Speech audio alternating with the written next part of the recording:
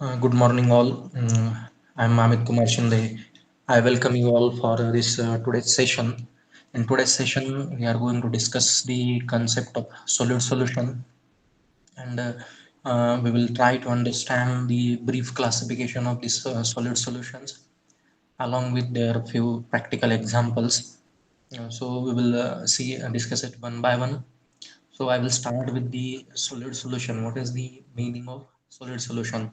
Now, solid solution is a solid state solution of one or more solutes or alloying elements in a solvent, in which atoms of the solutes are distributed in the solvent or base metal without changing its crystal structure. That is termed as the solid solutions. Now, there is a basic condition for formation of the solid solution is that the crystal structure of alloying elements or solutes and solvents or base metal must be same. This is the basic condition for the formation of the solid solution. If solute elements and solvent elements has the same crystal structure, then and then only they can form the solid solution. Then, depending on the nature of the distribution of the solute atoms or alloying element atoms in the solvent or base metal, the solid solutions are classified in two different types as a first type substitutional solid solution and the second type interstitial solid solution. Then we will discuss it one by one.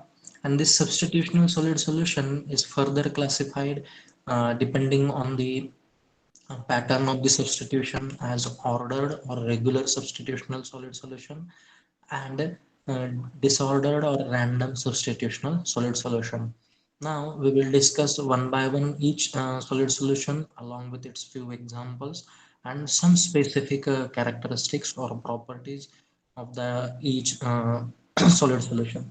Now we will start with the substitutional solid solution. So in this slide, this is the substitutional solid solution I have highlighted here. Now, in this, first I will explain you this example. Now, if you see this green colored atoms are of solvent metal or parent metal or base metal, and this blue colored atoms are of solute elements or alloying element atoms.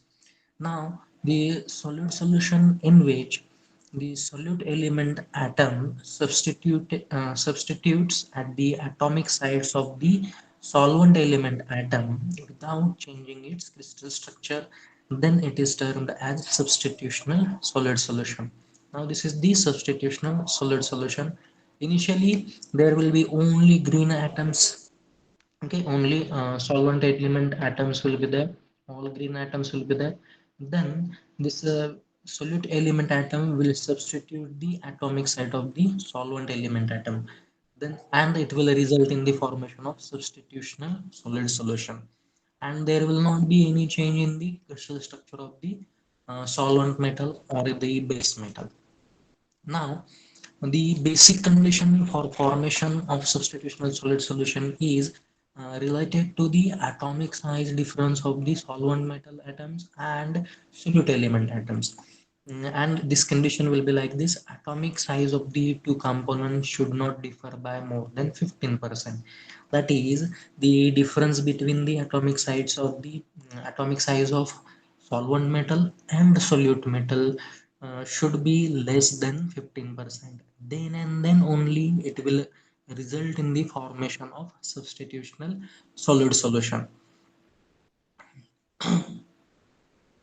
Then it is explained in the other words in this point also, the solute may incorporate into the solvent crystal lattice substitutionally by replacing a solvent particle in the lattice. This lattice is nothing but you can say that it's a unit cell arrangement.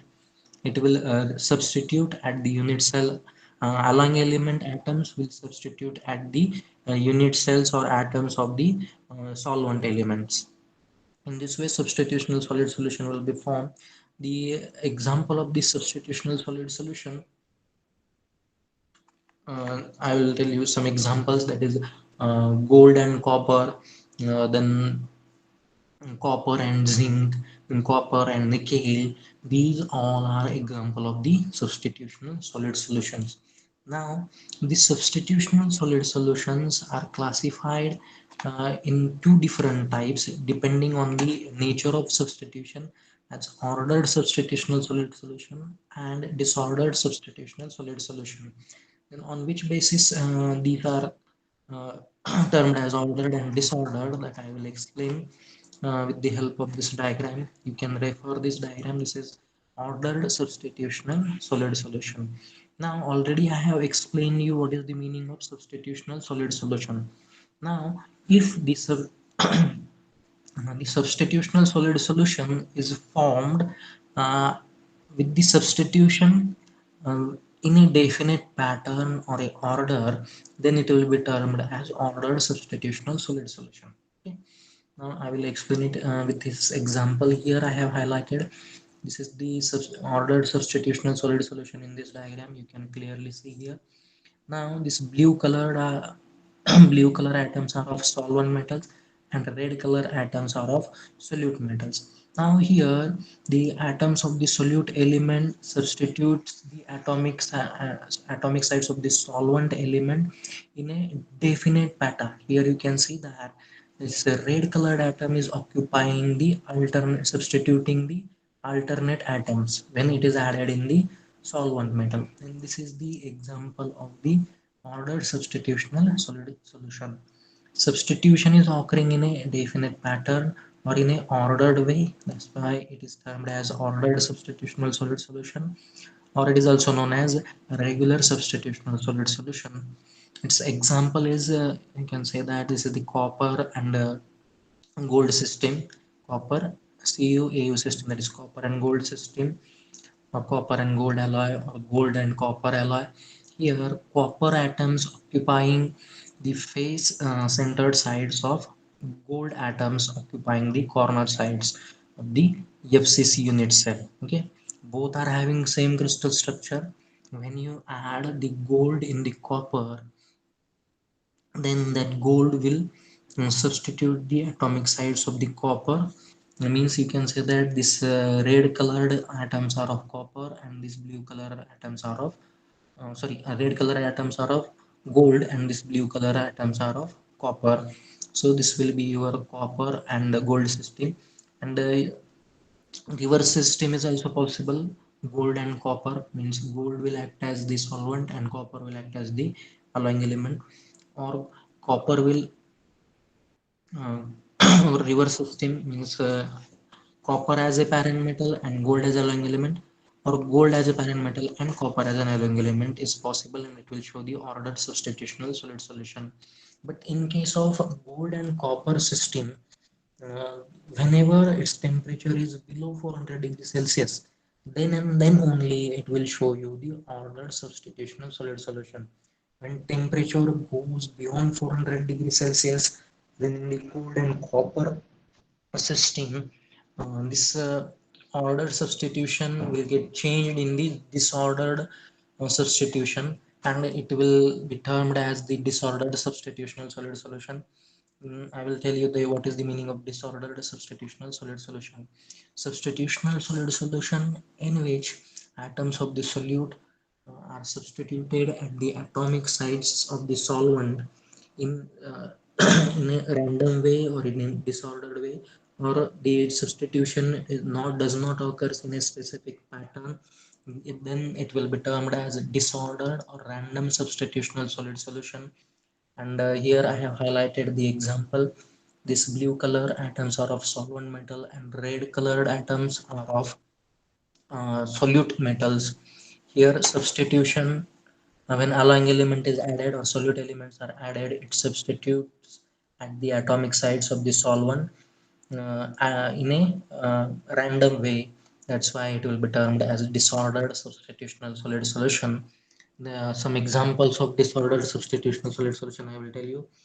Gold and copper system above 400 degrees Celsius, then copper and the zinc system above the temperature range, that is 453 to 470 degrees Celsius, it will form the disordered substitutional solid solution. And below 453 degrees Celsius, copper and zinc will show you ordered substitutional solid solution. So this is the concept of ordered and disordered substitutional solid solution with few examples. Now we will try to compare these two substitutional solid solutions related to their properties, which will have the better properties. So before that, I will highlight that in the same slide. Well, here the first you can see that this is the random substitutional solid solution. Distribution substitution is occurring in a random way. Then here this is the ordered substitutional solid solution.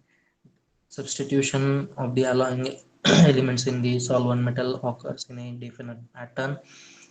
This is the ordered substitutional solid solution, and one separate special case I have highlighted here. In some cases, in substitutional solid solution, it results in the formation of a center cluster. Substitution of alloying element will occur in the solvent metal in such a way that it will result in the formation of a central cluster. This will be termed as clustered substitutional solid solution. Okay. Now we will compare the properties of a random substitutional solid solution and ordered substitutional solid solution. Now this ordered substitutional solid solution, it requires for its formation, it requires that parent metal or solvent metal and alloying elements should be mixed in a proper proportion, like 1 is to 1 or 2 is to 1 or 3 is to 2, like that. Then and then only it will form a ordered substitutional solid solution. And if that the metals or alloying element and solvents are not mixed in a specific proportion, then it will result in the formation of random substitutional solid solution. Then, related to their properties, ordered substitutional solid solution has more strength and more hardness as compared to the random or disordered substitutional solid solution. And as it has more strength and hardness, it requires more. This ordered substitutional solid solution will require more energy for its plastic deformation as compared to the random substitutional solid solution. And already I have told you the examples of ordered substitutional solid solution. You can see that copper and zinc system below 453 degrees Celsius, it will show you the ordered substitutional solid solution, and above 453 to 470 degrees Celsius range, it will show you disordered substitutional solid solution. Then gold and copper system below 400 degrees Celsius, it will form ordered substitutional solid solution, and above 400 degrees Celsius, it will form disordered or random substitutional solid solution. So this is the comparison how they are formed, ordered and disordered, or ordered and disordered, or regular and random. Then related to their properties. There are some examples and energy required for their plastic deformation. These are some comparison points along with some examples. And one more example is cadmium and magnesium is also example of the uh, substitutional solid solution. Copper and nickel also form the substitutional solid solution only.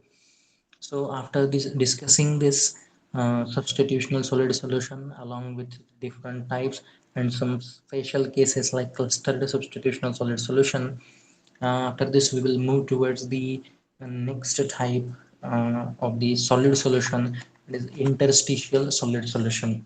Now in this slide I have highlighted here, this is the example or diagram, schematic representation of interstitial solid solution.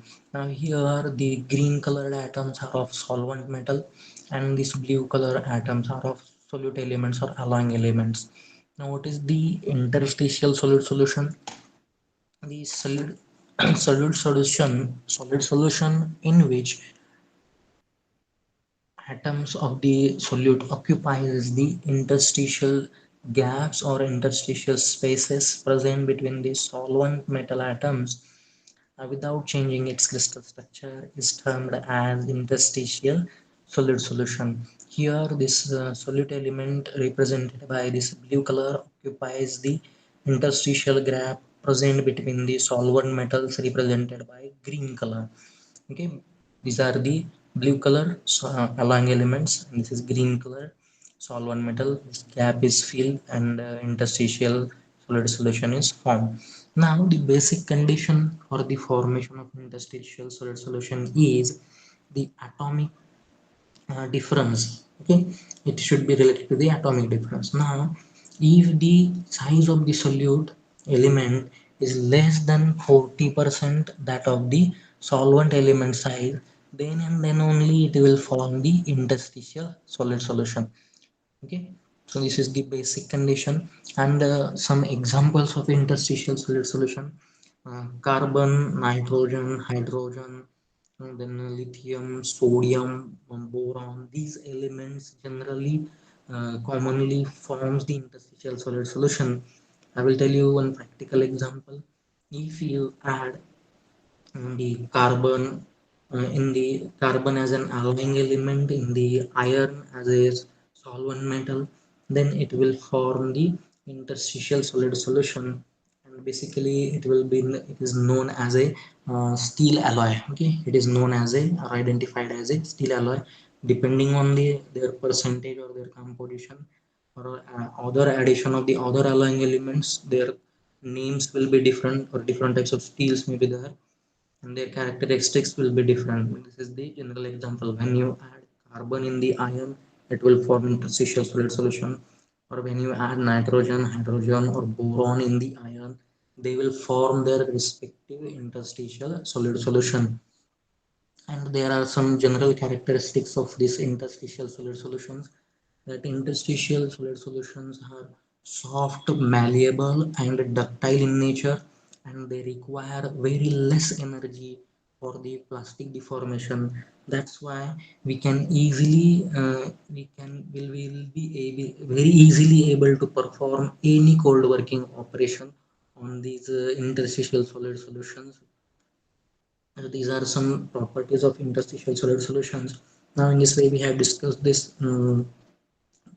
So in this way, we have completed this in this today's session. We have discussed what is the meaning of solid solution. I will repeat it here. Just summarize this today's session. A solid solution is a solid state solution of one or more solutes or alloying elements in a solvent, in which atoms of the solutes are distributed in the solvent or parent metal or base metal without changing its crystal structure. And depending on the nature of distribution, solid solutions are classified as substitutional solid solution. When the alloying elements substitutes the atomic size of the solvent, it will be termed as substitutional solid solution. And when the solutes atoms or alloying element atom occupies the interstitial gaps present in the solvent atom, then it will be termed as interstitial solid solution. Example of substitutional solid solution is gold copper system, copper nickel system, copper zinc system. Interstitial solid solution example: when you add copper, then nitrogen, boron, or oxygen, hydrogen elements in the iron, they will form interstitial solid solution only. And we have discussed their properties also. Generally, substitutional solid solutions has high strength, and they're having more hardness and requires more energy for plastic deformation. But interstitial solid solutions will be soft, malleable, ductile in nature, and requires less energy for plastic deformation. And we can perform cold working operations very easily on these interstitial solid solutions. And the substitutional solid solutions, depending on the nature of substitution, they are classified in two types. If the substitution is in a definite pattern, then it will be termed as ordered or regular substitutional solid solution. And when substitution is in means it does not occur in a definite way or pattern, then it will be termed as a disordered substitutional solid solution. Example of ordered substitutional solid solution is gold copper system below 400 degrees Celsius, then copper zinc system below 453 to 470 degrees Celsius range. It will form These are examples of this ordered substitutional solid solution. Then gold and copper system above 400 degrees Celsius, copper and zinc system above 453 to 470 degrees Celsius. They will form disordered substitutional solid solution. And out of these two, this ordered substitutional solid solution will have more hardness, more strength, and requires more energy for plastic deformation as compared to disordered or random substitutional solid solution. So in this way, I have covered in today's session, I have covered this solid solution, concept of solid solution along with its brief classification and its example. Now in the next session, I will try to cover the Hume-Rothery's rule of solid solubility. Now this formation of solid solution is governed by certain rules and certain factors, and that factors will come under the Hume-Rothery's rule of solid solubility, and I will add the next session on that only. Uh, if you like my video, please hit the like button, and please subscribe for my channel for watching more and more videos related to this engineering subjects. Mm, and if you like it more, then you can forward to your friends and family members, and don't forget to hit the notification icon. Thank you very much for attending this or watching this video. Thank you.